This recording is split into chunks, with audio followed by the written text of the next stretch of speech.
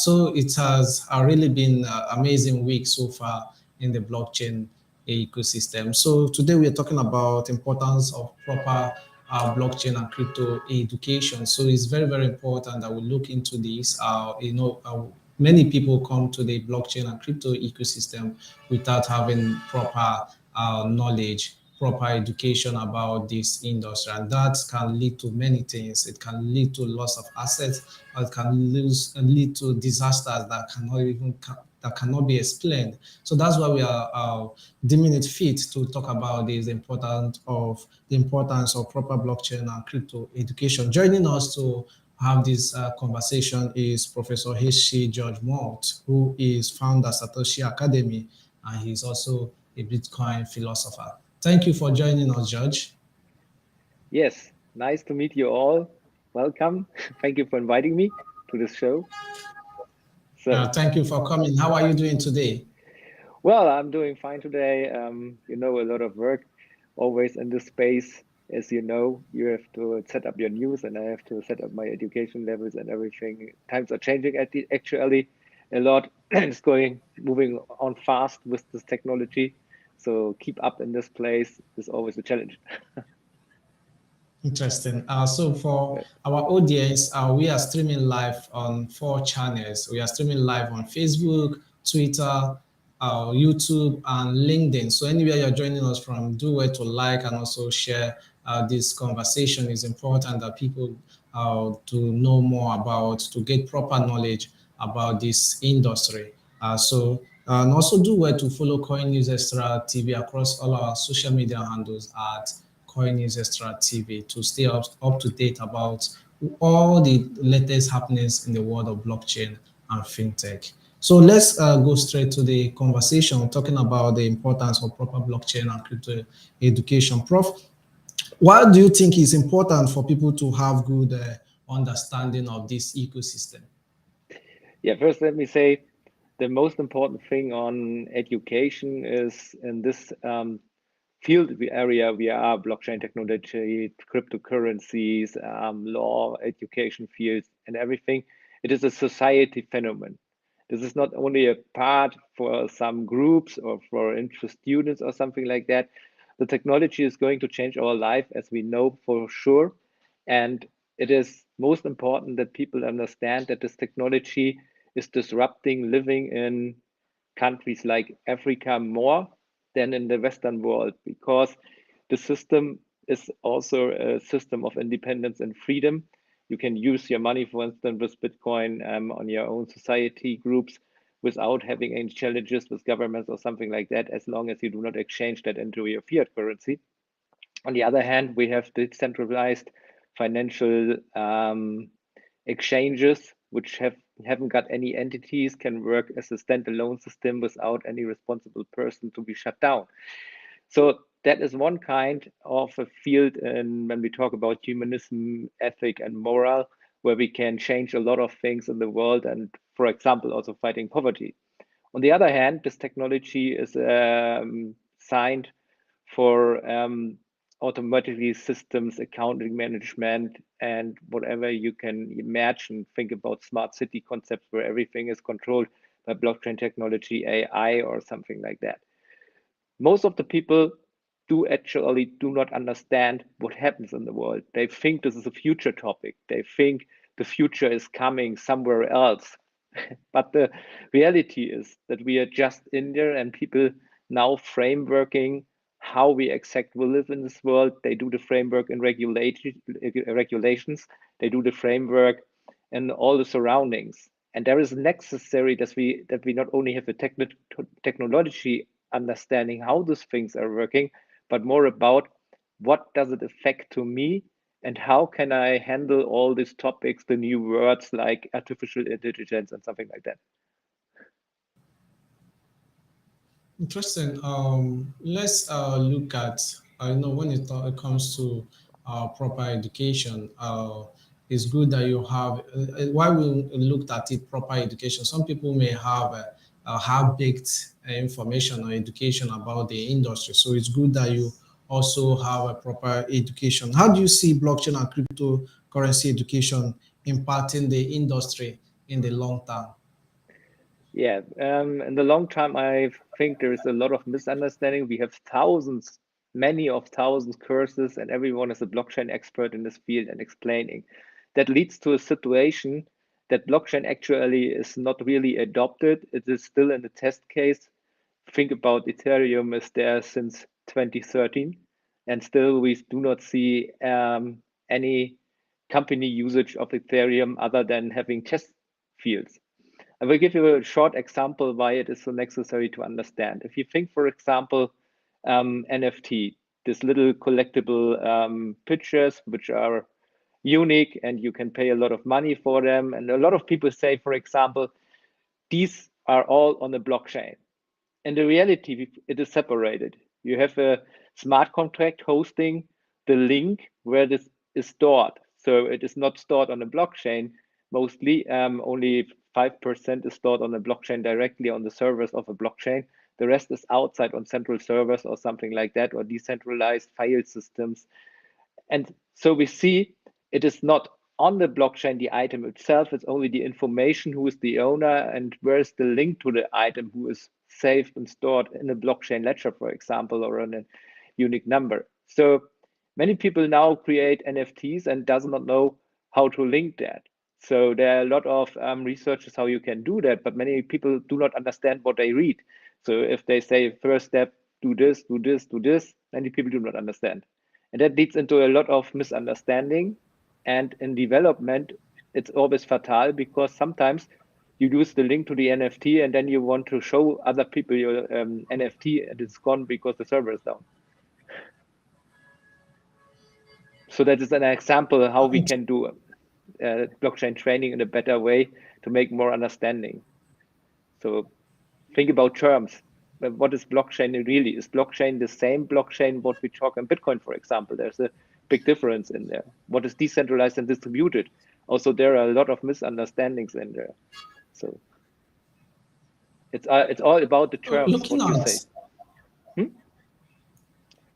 Hello. Looking at, I want to, sorry to come in Yeah.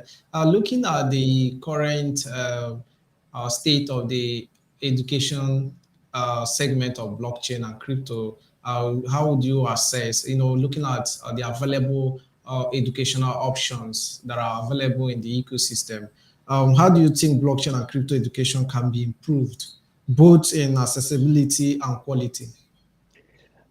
First, we have to create standards of blockchain education. So that, for example, there is an institute or something which standardize the way how we teach blockchain education, that we have a list of common questions, and this list must be trained by the people in the same way. So the answers must be the same. For example, if I tell you, for example, everyone actually is talking about Chat GPT and they call it all artificial intelligence. If you do a technology proof and if you look behind the scenes, for example, people in Kenya worked on ChatGPT to make it secure, you see that this in reality a kind of machine learning, which is far away from the meaning of artificial intelligence. So people trained this machine, and for example, if you talk about decentralized and distributed, everyone will tell you in the course that um, for example, Bitcoin is a distributed system and Ethereum is decentralized. But decentralized is the meaning you have only a few more central access points, like you have Netflix. There has multiple channels, and each channel has a director, but it's controlled by one company. So the channels are distributed. So when we talk about decentralized, that means in a way that there's no entity who has control over something because everything is decentralized. Not only the technology is decentralized, even the government of the system is decentralized. So you see, we have a lot of misunderstanding, and that's why it is necessary to make understand that we use the right terms, because on a basic level, when people talk about artificial intelligence or blockchain in a wrong way, I will say that doesn't impact anything. But if you come to higher educated people, if you come on the field of, I would say you have to make a concept, yeah, for a company. A company is coming to you and say, hey, set up a blockchain system. What should we do? Where we have to do this? And you do consulting on that. And you do not use the right terms. And then a company is coming, you do the consulting, and they will finish that project in your company, and you use the wrong terms. The output is fully different from that what you expected. And then you have all the flaws. And we have seen that in many examples in the past when people tried to set up blockchain technology in companies because they were thinking they had a distributed system. The coder says, okay, we have to make central points of access. And then the guy was complaining why it is not decentralized in a way that no one in the company can have an access to the access points. So you see, there is a difference. And we have to fix all of that, and we have to come to a common knowledge about that. But actually, you can see a lot of people writing in the space. A lot of people have written books in that space, and mostly it is there that out of 5 books, 3 are different from that what the other 2 tells.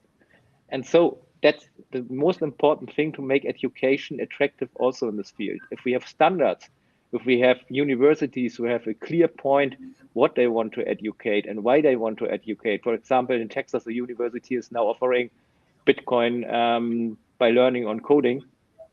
We have to understand that this is for a mass adoption, a really necessary thing that we only also teach people not the technology point and the terms, but what are the use cases for me? How does it change my life?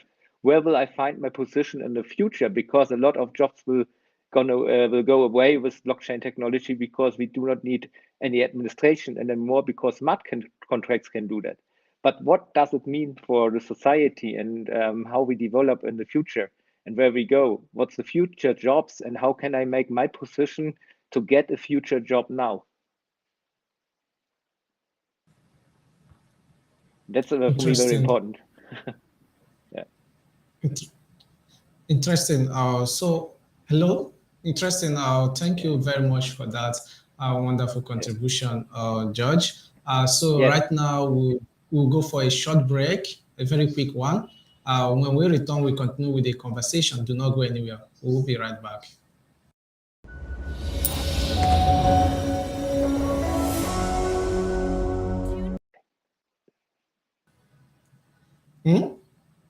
Here we go again.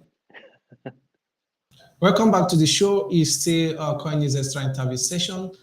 So we are talking about the importance of proper blockchain and crypto education with Professor H.C. George Molt. So let's continue with the conversation. Let's look at some of the ways, we are talking about blockchain education, a proper one. What are some of the ways you are making contributions, seeing that you are the founder of Satoshi Academy and then also a Bitcoin philosopher? Yeah, that's right. I'm in education for blockchain technology and Bitcoin since the very beginning of all of that. I started the school project with Satoshi School in 2010, and then we built out of that Satoshi Academy, which is a knowledge center, which is providing courses and also study programs to learn about all this technology from a point of society for understanding more what it is about and how it is affecting you and your world around. And on the other hand, we also help companies in understanding by making consulting to these companies, educate them and train them and how they can make blockchain technology real for their lives. And most important for me is training and philosophy, of course, and what can it change for the people in the world. A lot of people living in developed countries, they have the most benefit out of it, but can't use it because they haven't got any education, no access to education in this field. And a lot of people can't afford to pay for this education. That's another problem. So when you think about IBM is giving you a blockchain course, for instance, it's more than $1,000 course. How will normal people living in countries which have not a high income stream pay for this? That's another problem. So if we want to change the society, we must make education available for everyone.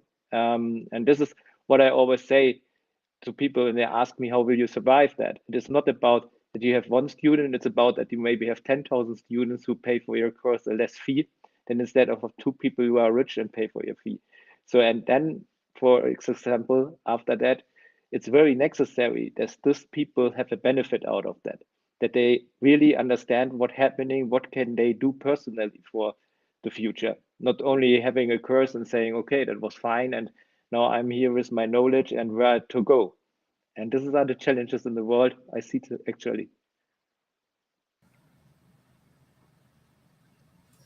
A little bit, hello, a little bit away from that. I've been following some of your conversations on social media. You've been saying a lot about the recent development that's chat GPT. You've been criticizing that it's not actually AI, that is machine learning. Why did you say so? It's easy to understand. When we talk artificial intelligence as a common word for advertisement, and everything is artificial intelligence, sorry, artificial intelligence, um, everyone is calling now every technology AI. So I read just an article about World of Warcraft, which is out more than 15 years now in the space, and they call it a metaverse, which is not connected and not built to connect to a blockchain system. So did you ever call World of Warcraft a metaverse? I do not think so. So in this term, it's a marketing upsell. And what happens in really Chat GPT is a learning machine. We call it machine learning or adding language learning. What happened was in 2015 when Elon Musk was founding this with some other companies, and now Microsoft is going to take it over. It is nothing more than you have a huge database, a really huge database, the biggest in the world, which is something like Google or a search machine in a different way. They put all the knowledge they get into a database, and then they formed out logical strings and said, okay, if someone's asking something and you have keywords, try to put it in a way that it sounds more in a human language.